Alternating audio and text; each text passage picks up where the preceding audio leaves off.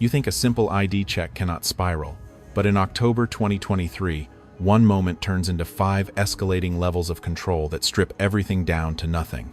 A routine stop becomes suspicion, suspicion becomes detention, and detention becomes a system that does not slow down once it starts. You face unanswered questions, quiet accusations, a camera that never looks away, and a mistake buried deep enough to hold you in place. You watch your own identity shift without warning, from civilian to suspect to something harder to escape. This is not chaos, it is procedure, and that is what makes it worse. It started on a quiet afternoon in October 2023, when you were just passing through downtown Los Angeles, not thinking about anything beyond your next stop. And that is when everything subtly shifted into level 1, the civilian being checked. You are Alex Carter, a name that has never meant anything unusual until this exact moment. A patrol car slows beside you, tires barely making a sound, and 2 officers step out with a calm that feels practiced. They ask for your ID like it is routine, like you are just another face in a long day, and you hand it over without hesitation. You notice the way one officer studies your license longer than expected, eyes narrowing just enough to register doubt. The air changes in a way you cannot explain, like the city noise has been turned down a notch. You ask if there is a problem, but the answer comes back vague, something about a report, something about matching a description. You replay your entire day in your head and find nothing that should place you here, standing still under their attention. A second patrol car pulls up, not urgent, just quiet backup, and now there are more eyes on you than feels normal. One officer asks where you were earlier, what time, who you were with, and your answers sound thinner the more you repeat them.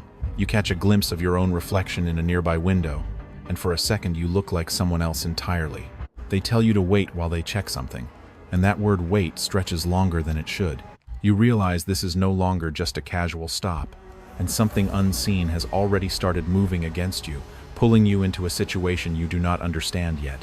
The moment they tell you that you need to come with them just to clear things up, the tone shifts in a way that locks you into level 2, the one taken in for questioning. You are still Alex Carter, but now your name sounds like something being tested instead of trusted. The back seat of the patrol car feels smaller than it should, the doors closing with a finality that echoes longer than the sound itself. You tell yourself this is temporary, that people get checked all the time, that you will be out in less than an hour. But the silence inside the car keeps stretching those thoughts thin. The ride through downtown Los Angeles feels unfamiliar even though you have walked these streets 100 times. When you arrive at the station, the building looks plain, almost forgettable, which somehow makes it worse. They guide you inside without force, just firm direction, and every step feels like you are moving further away from control. A desk officer takes your information again, typing slowly, as if confirming something already decided. You are led into a small room with a table, 2 chairs, and a camera fixed high in the corner, always watching. The questions begin simple, your name, your address, your timeline, but they loop back again and again, each time with sharper edges. You notice how they pause after your answers, exchanging looks you cannot read, like they are fitting pieces together without telling you the picture. They mention a timestamp, 2:17 p.m., and a location just a few blocks from where you were earlier, and suddenly your memory feels unreliable. You try to stay calm, repeating what you know is true, but the more you speak, the less certain your own voice sounds. One officer slides a printed image across the table, grainy and unclear, but close enough to make your chest tighten. You look at it, then back at them, and for the first time you understand that this is no longer about clearing things up, and something much heavier is about to land on you next. It becomes official the moment the metal clicks around your wrists, cold and precise, and without raising their voices they move you forward into level 3, the primary suspect. You are still Alex Carter, but the name feels heavier now, like it carries something you cannot see. The back seat of the patrol car smells faintly of plastic and something worn down over time, and the door shuts with a finality that settles deep in your chest. No one explains much, just short instructions, controlled tones, everything stripped down to function. You try to speak, to correct whatever mistake is unfolding, but your words land flat, like they no longer hold weight here. At the station, the process becomes mechanical, your belongings cataloged, your pockets emptied, each step reducing you into a set of entries on a form. Someone mentions a timestamp, 3:42 p.m., placing you near a location you barely recognize, and suddenly your day is no longer yours to define. A grainy still image appears on a screen, a figure that could be you if someone wanted it to be, and that is enough to shift the balance. You feel the room tighten, not physically, but in the way every question now assumes something you have not done. Your voice sounds distant even to yourself as you repeat the same facts, hoping consistency will anchor you. The officers remain calm, almost indifferent, which makes it worse because there is no clear point to push against. You begin to understand that being right is not the same as being believed, and that realization settles in with a quiet, steady weight. Then one of them says you will be held for further processing, and just like that, the line between confusion and accusation disappears completely. Time loses its edges the moment the cell door closes behind you, a hollow echo marking your entry into Level 4, the detainee. You are still Alex Carter, but now your name is just a label attached to a locked space inside Los Angeles County Jail. The room is smaller than you expected. Concrete walls, a metal bench, a dim light that never fully turns off, and nothing that tells you what time it is.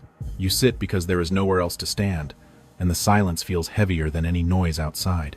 Hours stretch without structure, and you start counting breaths, footsteps in the hallway. Anything that proves time is still moving.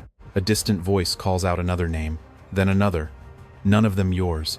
Each one a reminder that you are not leaving anytime soon.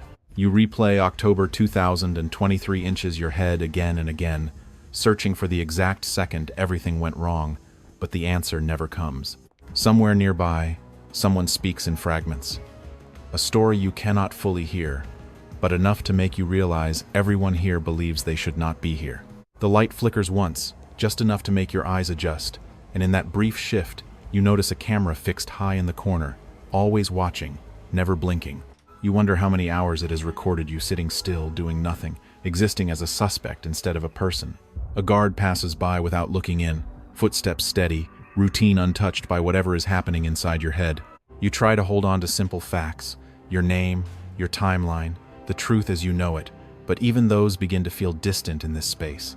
Then you hear two officers speaking just outside, mentioning a detail that does not fit, something about another individual, another place.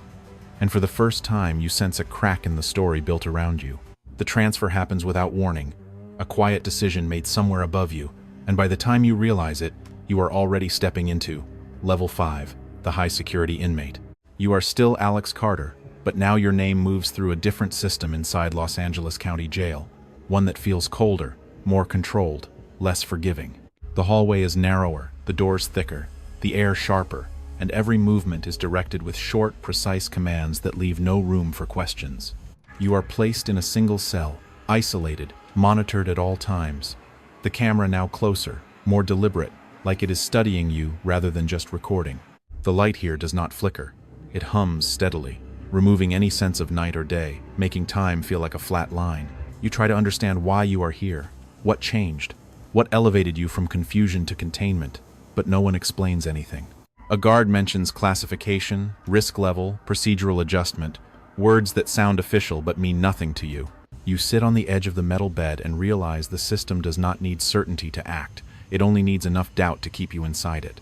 Somewhere down the corridor, a door opens and closes, heavy and final, repeating a rhythm that begins to settle into your mind.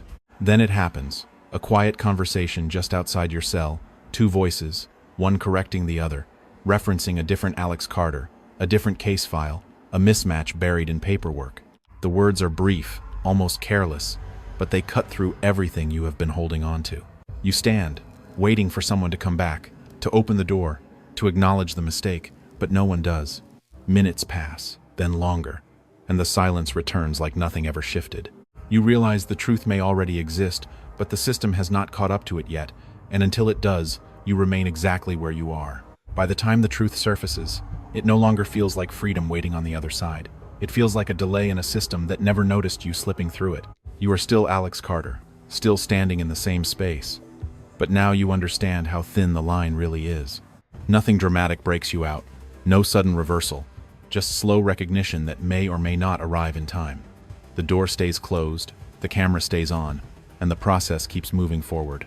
You are left with one thought that does not leave. What happens if the system never corrects itself?